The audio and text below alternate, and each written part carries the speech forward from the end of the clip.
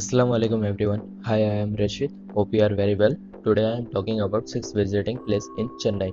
Let's start. Number 1. Marina Beach. Tired of the sweltering heat of Chennai? Let the Marina Beach be a sweet escape spot for you. Beaches in Chennai along the Bay of Bengal coast. It happens to be the longest beach in India and one of the longest in the world. You may shop for the stalls on the beach side. Among the best places to visit in Chennai with friends. It is perfect play games like beach volleyball. Number 2. Thousand Lights Mosque. This multi-domed mosque, which is the revered place of worship for local Muslims, literally lights up the Roya Pita area of Chennai. It is believed that in olden time about 1000 lights were required to light up the whole of this mosque, which is why it has named as the Thousand Lights Mosque and is among the most popular places to visit in Chennai at night. Number 3. Dakshina Chitra. Literally translating to a picture of the south, Dakshina Chitra is the living history museum in Chennai. This museum has 18 houses put together to depict the cultural, architectural, craft and lifestyle. If you are looking for a place to visit in Chennai with family, then this is the right pick as your children will learn a lot about South Indian here.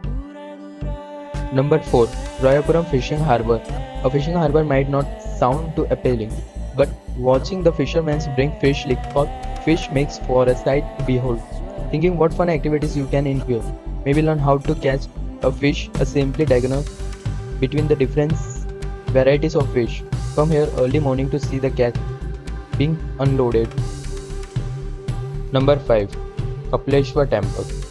The holy shrine of Lord Shiva, Kapaleshwar Temple was built by the mighty Pallavas, which was demolished by the Portuguese explorers and rebuilt during the Vijayanagar Empire.